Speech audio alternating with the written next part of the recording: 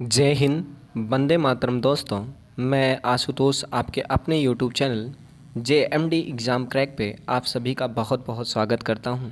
जैसा कि आप सभी जानते हैं, हम BPSC की सीरीज़ लेकर हाजिर हो रहे थे और देर ना करते हुए BPSC के क्रम को आगे बढ़ाते हैं।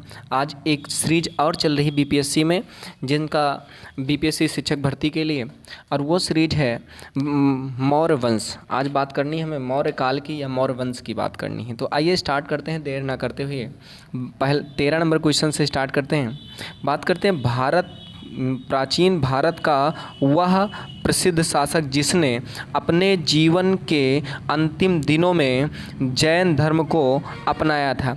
क्या चंद्रगुप्त मौर्य ने अपनाया था? क्या अशोक ने अपनाया था? क्या समुद्रगुप्त ने? क्या बिंदुसार ने? तो आप सभी लोग जानते हो किसने अपनाया था। तो किसने अपनाया था? चंद्रगुप्त मौर्य ने। अगला सुपर इम्पॉर्टेंट प्रश्न है, मौर्य साम्राज्य की स्थापना किसने की थी? क्या बिंदुसार ने की थी? क्या चंद्रगुप्त मौर्य ने की थी? क्या अशोक ने की थी? क्या बिंबिसार ने की थी? तो किसने की थी? आप सबको पता है, चंद्रगुप्त मौर्य ने की थी। किसने की थी? चंद्रगुप्त मौर्य ने की थी। अगला प्रश्न है, मौर्य साम्राज्य में प्रचलित मुद्रा का क्या नाम क्या था? क्या पण था? तौल था? या ककड़ी थी? या दिनार था? तो आप सब लोग जानते हैं मौर्य समय में जो प्रचलित थी वो पण थी। क्या थी? पण थी। आइए अगला नंबर क्वेश्चन के साथ चलते हैं, क्योंकि टाइम बर्बाद करना हमारा कर्तव्य नहीं और आपका भी कर्तव्य नहीं। कह रहा निम्नांकित में, ध्यान दीजिएगा, निम्नांकित में से कौन मौर्य वंश का शासक नहीं है? क्या अजातशत्रु नहीं है? क्या चंद्रगुप्त मौर्य नहीं है? अशोक नहीं है? या बिंदुसार नहीं है? तो आप जानते हैं चंद्रगुप्त मौर्य है, अशोक है, बिंबिसार है, अजातशत्रु नहीं है मौर्य वंश का शासक। अगला इंपॉर्टेंट है, कह रहा निम्नलिखित में से अशोक का उत्तराधिकारी कौन था? क्या था? कुणलाल था? राहुल था? बिंदुसार था? इनमें से कोई नहीं था। तो आप सब लोग जानते हैं कुणाल था। कौन था? कुणाल था। अगला इंपॉर्टेंट है, मुद्रा राक्षस का लेखक निम्न में से कौन था? क्या अश्वघोष था? विशाखदत्त था? कालिदास था? या भास थे। तो कौन थे? आप सब लोग जानते हैं विशाखदत्त। मुद्रा राक्षस की पुस्तक कौन थी? विशाखदत्त थी। अगला इंपॉर्टेंट प्रश्न आता है, इसी विशाखदत्त से क्वेश्चन पूछा जाता है विशाखदत्त के प्राचीन भारतीय नाटक मुद्रा राक्षस का विषय वस्तु है। क्या प्राचीन हिंदू अनुश्रुति के देवताओं और राक्षसों के बीच संघर्ष का, एक आर्य राजकुमार और कबीलाबाई महिला के प्रेम कथा के बारे में, दो आर्य कबीलों के बीच सत्ता और संघर्ष के बारे में, क्या चंद्रगुप्त मौर्य के समय राज दरबार में दुर्विवंशियों के बारे में वर्णन है। तो यही है आपका ऑप्शन नंबर डी के साथ जाएंगे। चलिए अगला प्रश्न पूछता है, मालवा, गुजरात एवं महाराष्ट्र के किस शासक ने पहली बार जीते? महाराष्ट्र, मालवा एवं महाराष्ट्र किस शासक ने पहली बार जीता था? हर्ष ने जीता, स्कंदगुप्त ने, विक्रमादित्य ने, या चंद्रगुप्त मौर्य ने? तो जीतने वाला पहली बार जीतने वाला कौन था? चंद्रगुप्त मौर्य। अगला प्रश्न है, किसने सहिष्णुता, उदारता और करुणा के त्रिविमीय आधार पर राजवंश की स्थापना की? अशोक, अकबर, रणजीत सिंह, शिवाजी? किसने की थी? तो ये करने वाला पहला व्यक्ति था, अशोक था। कौन था? अशोक था। आपको ये सीरीज कैसी लग रही है कमेंट करके जवाब दीजिए, क्योंकि हमें तभी वीडियो बनाने के लिए प्रोत्साहन मिलेगा। आगे चलते हैं और आज का 22वां प्रश्न है, कह रहा निम्नलिखित में से किस शहर में अशोक का शिलालेख नहीं है? क्या गिरनार में नहीं है, कंधार में नहीं है, पाटलिपुत्रा में नहीं है, टोपरा में नहीं है? अशोक का जो शिलालेख नहीं है वो पाटलिपुत्रा में नहीं है। कहाँ पर? पाटलिपुत्रा में अशोक का शिलालेख नहीं है। अगला आता है, अर्थशास्त्र का लेखक समकालीन था। किसके समकालीन था? क्या अशोक के, चंद्रगुप्त के, या समुद्रगुप्त के, या चंद्रगुप्त विक्रमादित्य के? तो आप सब लोग जानते हैं चंद्रगुप्त के शासनकालीन में थे और अर्थशास्त्र के लेखक। अगला प्रश्न है, नंद वंश के पश्चात मगध पर किस वंश के ने शासन किया? तो घनानंद को हराने के बाद कोई शासन करने वाला था, तो मौर्य था, सिंह था, गुप्त था, कौन था? तो घनानंद को हराकर शासन करने वाला कौन था? मौर्य वंश था। जानते ही आप लोग। अगला प्रश्न आता है, मौर्य में प्रसिद्ध, ध्यान दीजिएगा, अगला प्रश्न है क्वेश्चन नंबर 25। मौर्य काल में शिक्षा का प्रसिद्ध सर्वाधिक प्रसिद्ध केंद्र था वैशाली, नालंदा, तक्षशिला, उज्जैन। सुपर इंपॉर्टेंट प्रश्न है, बीपीएससी में कई बार आया, 2005 का आया हुआ प्रश्न है बीपीएससी में। जरा जवाब दीजिए कौन था? तो आप सबको पता है तक्षशिला। नालंदा पाकिस्तान में पड़ता है, तक्षशिला यहाँ पड़ता है। तक्षशिला बिहार में पड़ता है, जो मौर्य में प्रसिद्ध शिक्षा का केंद्र था। अगला आता है, मेगास्थनीज की पुस्तक का नाम क्या है? अर्थशास्त्र, ऋग्वेद, पुराण और क्या है? इंडिका। क्या है? बीपीएससी में आया प्रश्न, एमपीपीसीएस में, अरे ये 2-3 बार प्रश्न पूछा गया, तो आप जानते हैं इसका नाम क्या था? सुपर इंपॉर्टेंट प्रश्न, मेगास्थनीज की पुस्तक का नाम था इंडिका। क्या नाम था? इंडिका। अगला है प्रश्न, जिसने ग्रंथ में चंद्रगुप्त मौर्य का विशिष्ट रूप से वर्णन किया हुआ है वह है भास, शूद्र, विशाखदत्त, अशोक। किसने विशिष्ट रूप से चंद्रगुप्त मौर्य का वर्णन किया है? तो वो है विशाखदत्त। कौन है? विशाखदत्त है। कौन है? विशाखदत्त है। अगला प्रश्न है जो सुपर इंपॉर्टेंट है, बीपीएससी में मारे छाए हुए प्रश्न है, सारे बीपीएससी में ही छाए प्रश्न हैं। अगला प्रश्न आता है, वह स्रोत जिसमें पाटलिपुत्र के प्रशासन का वर्णन उपलब्ध है वह है, क्या है? दिव्यवादन, अर्थशास्त्र, इंडिका, अशोक के शिलालेख। किसमें वर्णन है? तो आप सभी लग जाते हैं इंडिका। किसके? मेगास्थनीज द्वारा लिखी गई पुस्तक इंडिका है।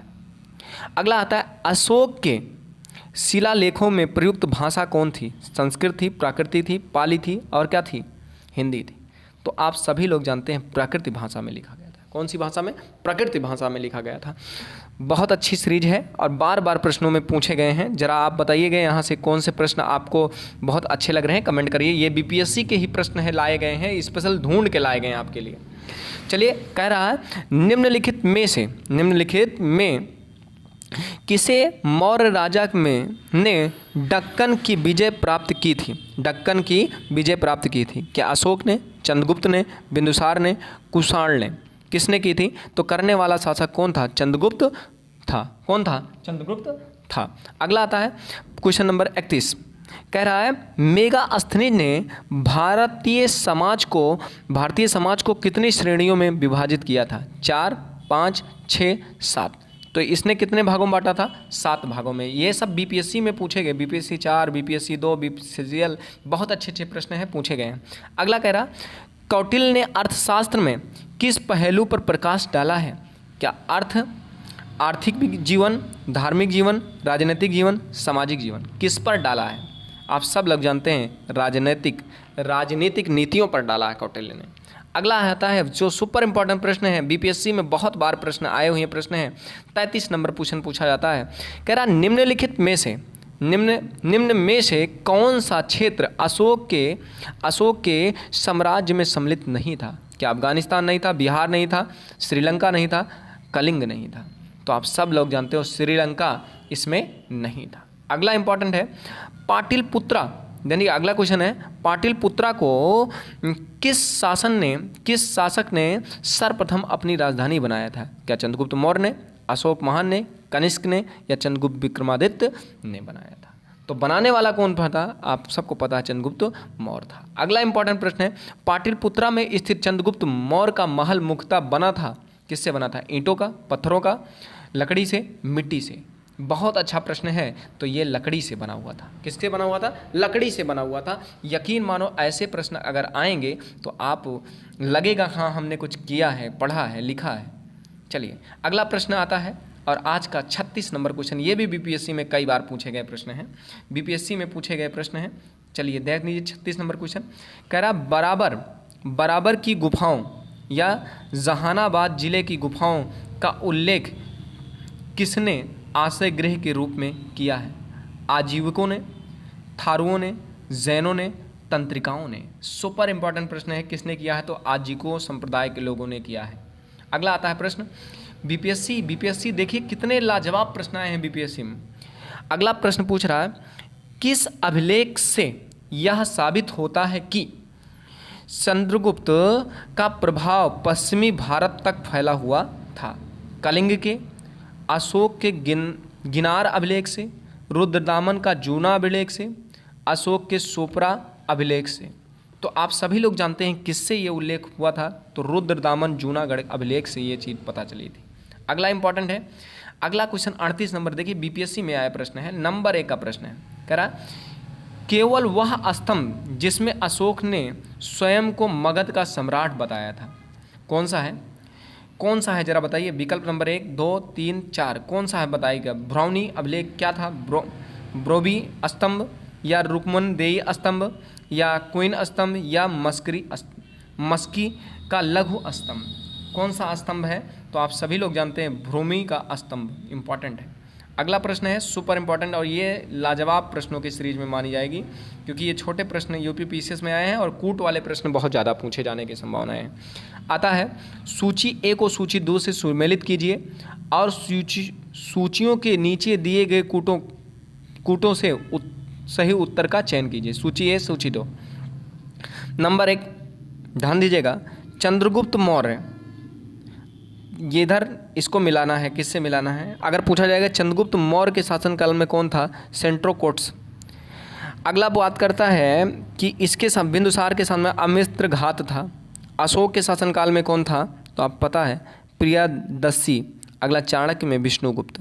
तो आपको पता है पहले का दो इसमें है और लास्ट का 4 इसमें है और है नहीं, तो सी नंबर विकल्प सही हो जाएगा। उम्मीद करते हैं आपको सारी चीज़ें क्लियर हो रही है।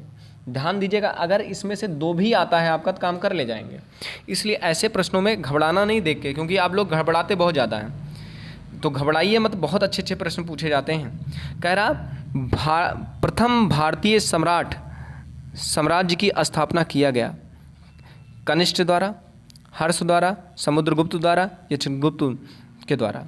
चंद्रगुप्त मौर्य द्वारा किया गया। किसके द्वारा? पीसीएस में पूछा गया प्रश्न। अगला प्रश्न है, उत्तरांचल में अशोक का एक अभिलेख स्थित है, देवप्रयाग, कलासी, ऋषिकेश या केदारनाथ में? कहाँ पर स्थित है? आप सबको पता है कहाँ पर स्थित है? कलासी में। अगला आता है, सांची का स्फूत किसने बनवाया था? अशोक ने, गौतम बुद्ध ने, चंद्रगुप्त मौर्य ने या खरगोन ने? किसने बनवाया था? ये लाजवाब प्रश्नों की सीरीज का सेकंड लास्ट प्रश्न है, अशोक ने बनवाया था। और ये महत्वपूर्ण प्रश्नों की सीरीज है और लास्ट प्रश्न जो बहुत बार बीपीएससी में पूछा गया, 8 में, यूपीएससी बहुत जगह पूछा गया। अशोक के शिलालेखों को पढ़ने का प्रथम अंग्रेज कौन था? जॉन टाइबर था, हैरी स्मिथ था, चार्ल्स मैक्टर था, जेम्स प्रिंसेप था। तो इसको पढ़ने वाला प्रथम व्यक्ति कौन था? प्रिंसेप था। बीपीएससी की ये सीरीज आपको कैसी लग रही है? प्लीज़ कमेंट करके हमें ज़रूर बताइए, क्योंकि तभी हमें वीडियो बनाने के लिए प्रोत्साहन मिलता है जब आप उस काम को करते रहते हैं और आप मेरा कॉपरेट करते हैं। तो आज के लिए बस इतना काफ़ी है। आप जुड़े रहिए जेएमडी एग्ज़ाम चैनल से, जेएमडी एग्ज़ाम क्रैक चैनल से। आपको ऐसी ही तैयारी को मजबूत बनाते रहेंगे। मिलते हैं नेक्स्ट वीडियो में, तब तक के लिए जय हिंद, वंदे मातरम। दोस्तों अपना बहुत बहुत ख्याल रखिएगा।